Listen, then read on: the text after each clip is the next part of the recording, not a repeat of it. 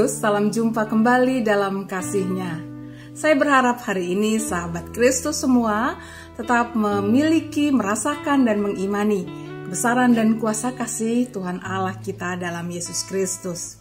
Hari ini kita akan merenungkan firman Tuhan kembali yang didasari dari kitab 2 Raja-Raja pasal 2 ayat 1-5. Sebelum kita membaca Alkitab dan merenungkannya, mari kita berdoa terlebih dahulu.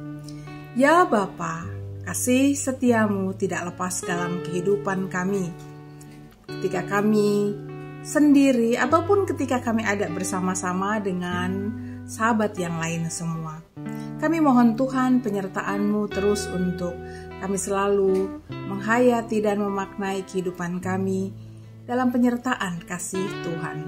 Bersabdalah ya Bapa, kami sudah siap untuk menerima firman Tuhan. Dalam nama Putramu Yesus Kristus kami berdoa. Amin.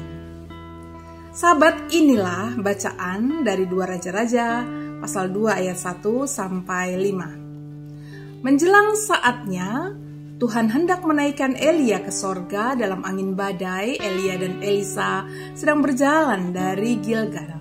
Berkatalah Elia kepada Elisa, "Baiklah tinggal di sini, sebab Tuhan menyuruh aku ke Betel." Tetapi Elisa menjawab, "Demi Tuhan yang hidup dan demi hidupmu sendiri, sesungguhnya aku tidak akan meninggalkan engkau." Lalu pergilah mereka ke Betel. Pada waktu itu keluarlah rombongan nabi yang ada di Betel mendapatkan Elisa, lalu berkatalah mereka kepadanya, "Sudahkah engkau tahu bahwa pada hari ini Tuhanmu akan diambil daripadamu oleh Tuhan terangkat ke sorga?" Jawabnya, "Aku sudah tahu, diamlah." Berkatalah Elia kepadanya, "Hai Elisa, baiklah tinggal di sini, sebab Tuhan menyuruh aku ke Yeriko." Tetapi jawabnya, "Demi Tuhan yang hidup dan demi hidupmu sendiri, sesungguhnya aku tidak akan meninggalkan engkau." Lalu sampailah mereka di Yeriko. Pada waktu itu mendekatlah rombongan nabi yang ada di Yeriko kepada Elisa, serta berkata kepadanya, "Sudahkah engkau tahu bahwa pada hari ini Tuhanmu akan diambil daripadamu oleh Tuhan terangkat ke sorga?" Jawabnya, "Aku sudah tahu, diamlah." Demikianlah firman Tuhan. Berbahagialah kita yang suka mendengarkan firman Tuhan dan yang memeliharanya. Sahabat, kadang kita merasa bahwa tak bisa bergerak maju karena tak memiliki bekal atau tidak berdaya. Ini dapat terjadi dimanapun kita berada ya, dalam kehidupan keluarga, gereja, juga di tengah masyarakat kita. Anehnya, semakin sering kita merasakan atau memikirkan seperti itu, maka semakinlah kita tak berdaya dan tak maju. Hal ini membutuhkan kekuatan, semangat dari dalam diri untuk bangkit maju. Dan pada bacaan Alkitab di atas terjadi juga pada saat Elisa merasa bahwa dia tidak berdaya. Saat itu telah diketahui bahwa ia amat khawatir ditinggalkan terangkat ke sorga oleh Elia. Elia sang nabi Tuhan yang rohnya begitu kuat, gurunya itu, mentornya, juga temannya dalam pelayanan yang selama ini telah mendukung dan menopangnya itu akan meninggalkannya. Demikianlah sedihnya, sampai-sampai ketika ditanyakan tentang kenyataan terangkatnya Elia akan ke surga, lalu ia menjawab, "Aku sudah tahu, diamlah." Jawaban itu, sahabat, dapat merupakan kesedihan yang diungkapkan dengan kemarahan ya. Atau jawaban itu juga karena Elisa sedang fokus pada kebesaran Tuhan Allah yang akan hadir dalam perjalanan menuju terangkatnya Elia ke sorga. Sahabat Kristus, bagaimana ia tidak harus fokus pada kebesaran Tuhan? Karena sesungguhnya Elisa saat itu sedang menghadapi kekhawatiran saudara-saudara, kekhawatiran dalam dirinya, karena orang-orang di sekitarnya akan semakin mencemoohnya. Sepeninggal Elia, Elisa merasa tak memiliki roh kebesarannya Elia. Itulah sebabnya bahwa ia memutuskan selalu bersama-sama Elia di masa terakhir hidupnya. Elisa berharap jika ada legasi Tuhan yang mau disalurkan oleh Elia kepadanya, ia ada di sisinya saat itu. Dari kedekatan itu kita dapat melihat sahabat bahwa antara rekan mereka, Elia dan Elisa, mereka selalu terbuka satu dengan yang lain. Sampai kemudian Elisa meminta agar Elia memberikan 2 bagian dari rohnya yang besar itu. Ini bukan ungkapan keserakahannya Elisa ya sahabat, namun ini adalah ungkapan yang pertama. Elisa menyadari ketidakberdayaannya, bahwa tugas yang berat dalam menjalankan perintah Tuhan bagi dirinya yang lemah itu hanya dapat terjadi jika ia memiliki 2 bagian rohnya dari Elia.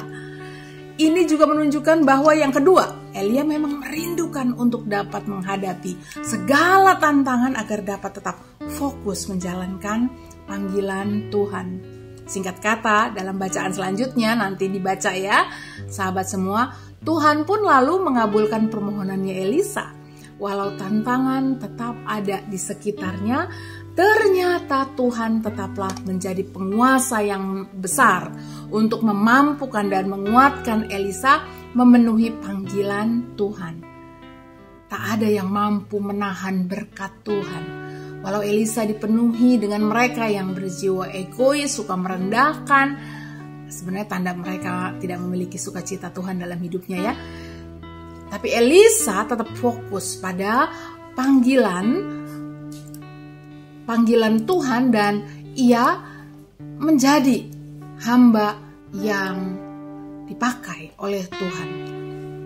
Nah, jemaat sekalian, mari kita melaksanakan panggilan Tuhan dengan bergantung dan selalu berharap kepadanya, pada Tuhan saja. Kebergantungan kita pada Tuhan itu ditunjukkan dengan keinginan kita terus untuk berjalan bersama-sama sebagai sesama umat yang sedang memenuhi panggilan Tuhan.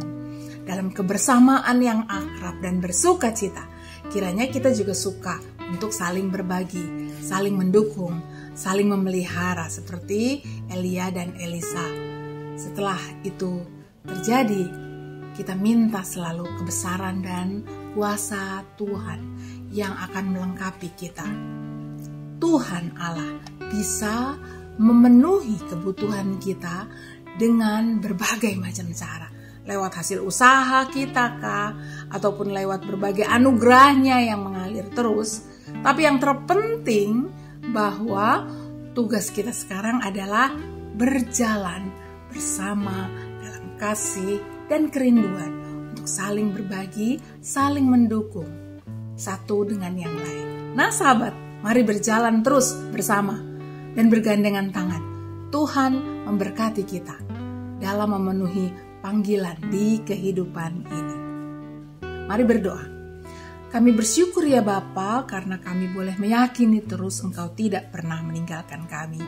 Kami percaya bahwa kekuatan Tuhan, kebesaran Tuhan, kasih sayang Tuhan, walau kami menghadapi berbagai macam tantangan dan rintangan, namun Engkau tidak pernah melepaskan kasih-Mu itu.